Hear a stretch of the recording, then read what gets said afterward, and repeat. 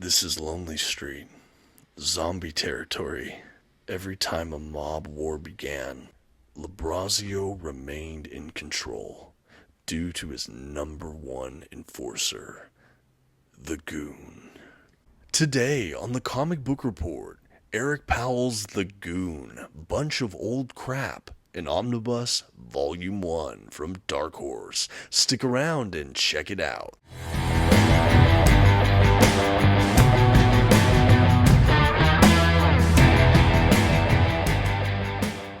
Greetings everyone, my name is Dominic and today you're tuning in to the Comic Book Report, where we review comic books and graphic novels so you can get an idea of what to read. And today I'm back in the world of Dark Horse Comics with The Goon, Bunch of Old Crap Volume 1. This is a paperback standard size omnibus edition that they released and reprinted, and wow, what a fun way to dive into the world of The Goon. And I'll admit right from the top that this is a franchise I've wanted to check out for some time, so a huge thank you to our friends over at Dark Horse for sending over this review copy in exchange for this honest review.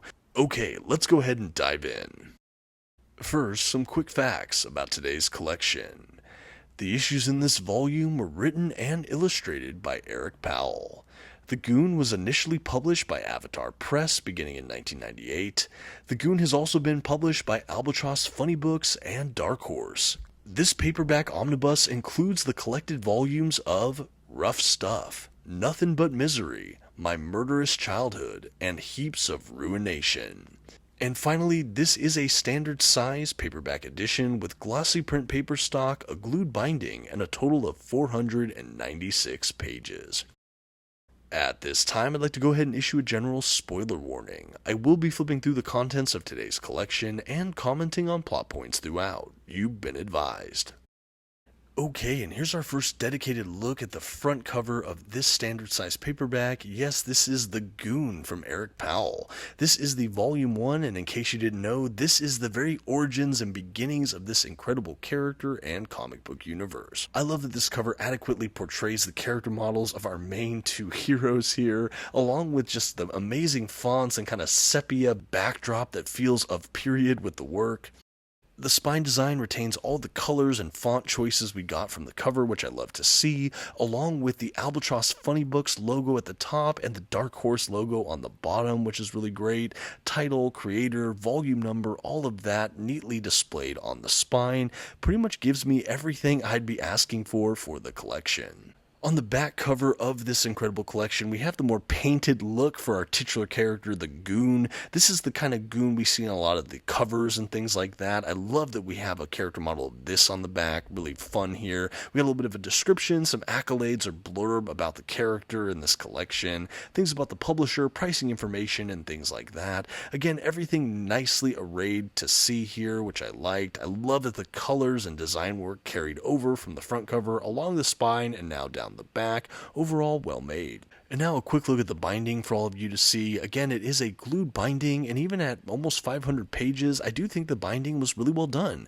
There's a little bit of gutter loss, but nothing too terrible here. I think overall I was really happy with it, and I had no complaints. Also worth noting, I enjoyed how it laid open. I think overall a well-made paperback.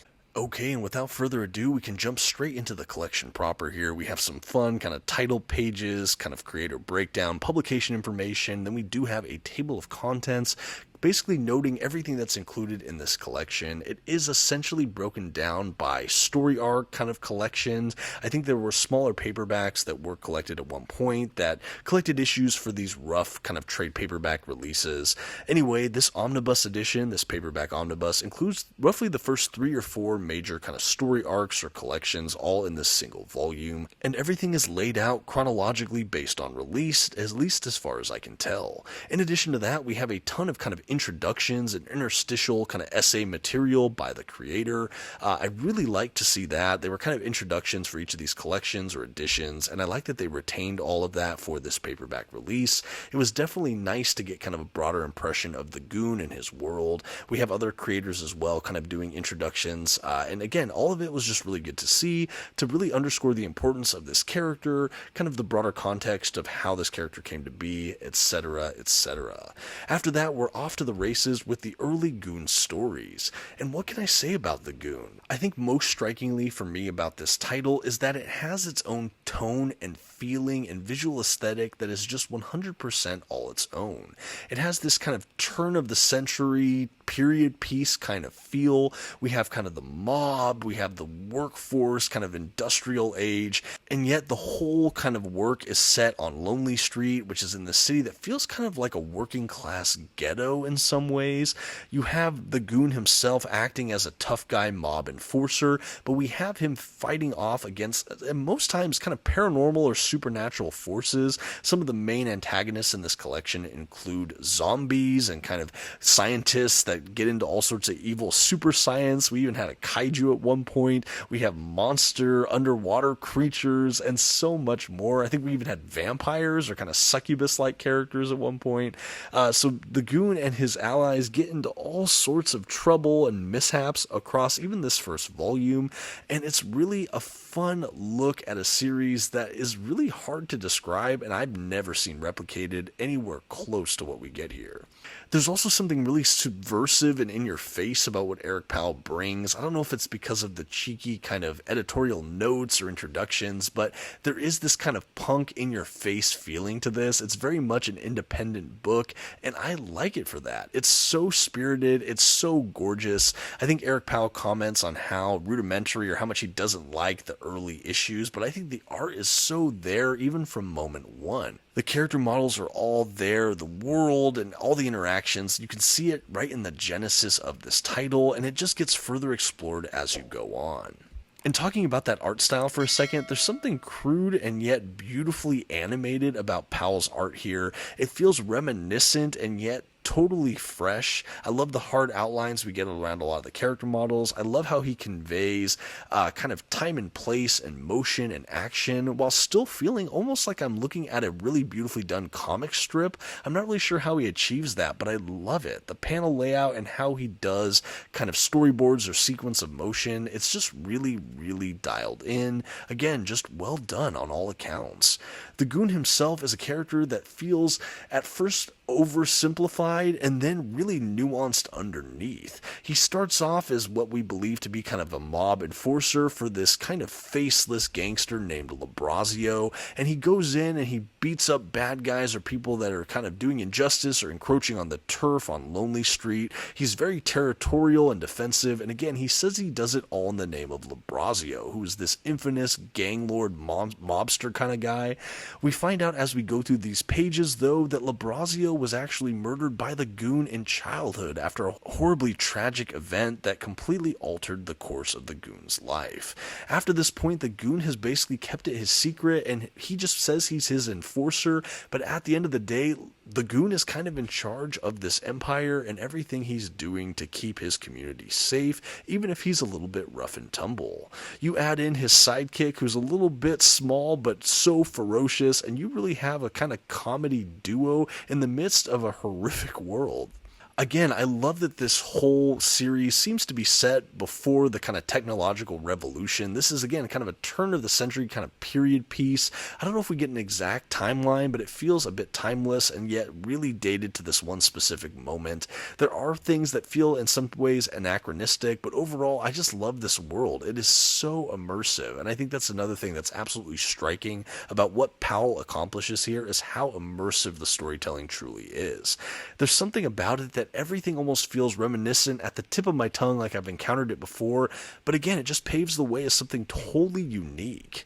We not only have the tales of the Goon in these first couple story arcs, but we have hints of things to come, as we have references to Chinatown and a lost love and the kind of tortured soul of the Goon, and I know that those will be revealed in later volumes, I'm sure, but I love that even here in the first omnibus, that stuff is sprinkled in as kind of foreshadowing and just setting up what comes next. Again, there's complexity here that has the guise of simplicity. Another thing that should be noted, you might have already seen a few, but there's also almost like in-joke kind of ads or solicits for other comic book series or like events. It almost also feels like you're watching commercial breaks. I don't know how else to describe this, but this also really showcases Eric Powell's kind of subversive anti-humor, black humor, tongue-in-cheek kind of humor. And again, it gives you a whole kind of experience and vibe to this work that it's really, again, hard to explain, but when you read a couple issues of it, it's absolutely apparent. And I really think little moments like those interstitial kind of commercials really help sell what the kind of feel for this book should be. Another thing that I found to be an epic crossover, and I'm so happy to see it included in this collection, was actually a brief crossover the Goon has with Hellboy. We even had some guest art, I believe, from Mike Mignola before reverting to Eric Powell, but this was a really fun story. You'll probably see it in a moment, but I love that we have this included. I think having this published by Dark Horse, it was fun to play in that sandbox a bit, but this book doesn't rely on the strength of that crossover. It really stands on its own so well defined with the incredible central character of the Goon, his supporting cast of characters and villains, and again, the overall setting of Lonely Street and the broader world that Eric Powell just immerses us in.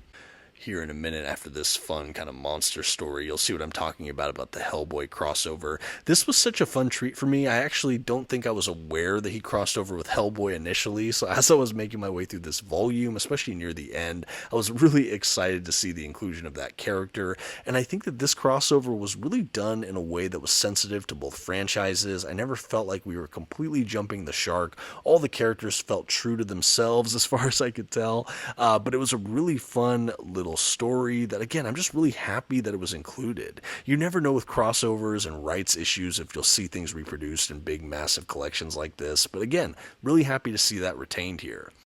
Anyway, whether the Goon is fighting against a handful of supernatural and earthly enemies, or we're just having those quiet, solitary moments with him and his interior life, or his horrendous history and backstory, or whatever might be befalling Lonely Street, I really enjoyed all of the misadventures we have here of the Goon with this omnibus edition that collects all of these early stories. After reading this collection, I definitely consider myself a Goon fan, and I eagerly look forward to hopefully reading subsequent volumes in the future. I do believe there were library editions or some kind of oversized hardcover format for these collections at one point in time. I would love to see those reprinted again for people like me who missed out seeing those in print the first time, but until then, I am really happy and satisfied with this paperback collection. I think you get a lot of bang for your buck, so to speak, as this includes so many fantastic stories. Again, being a volume 1 and collecting the earliest adventures, I do think this is the perfect place to start this franchise, and I'm really happy I finally took the leap.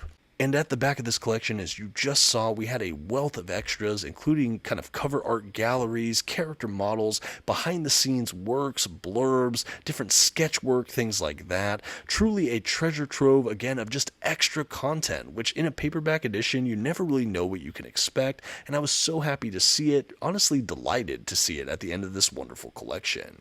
And that really brings us to a close here. That has been the Goon Bunch of Old Crap Omnibus Volume 1, and now all that's left is to give this a grade.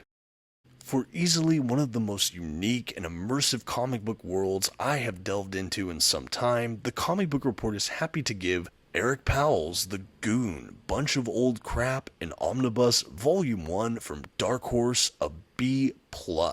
This is a well above average read for me. The fact that we had this kind of turn of the century period piece mixed with just supernatural, wild elements, gorgeous art, and a ton of humor, this was one spectacular ride, and the perfect way to first experience this titular character. I had so much fun, like I said, diving in. This has been something I have wanted to experience for myself, but as always, this was just one man's opinion. I'd love to hear yours. What are your thoughts on Eric Powell's The Goon? Did you read this collection? What about subsequent collections? I'd love to hear your thoughts on where this franchise goes from here. Spoiler free, please, if you don't mind, but I'd love to just get more conversations going about this. Or has this been a series you've always wanted to check out like myself? Let's get some talks going. Let's talk about other great Dark Horse reads or any other comic book questions you have for me. A huge thank you again for making it this far in the review, and again, a heartfelt thank you to those at Dark Horse for sending over this review copy in exchange for this review. And until next time, this has been the Comic Book Report. Please don't forget to leave your like, that comment we talked about, and maybe check out another video on your way out. Thanks, and have a good one.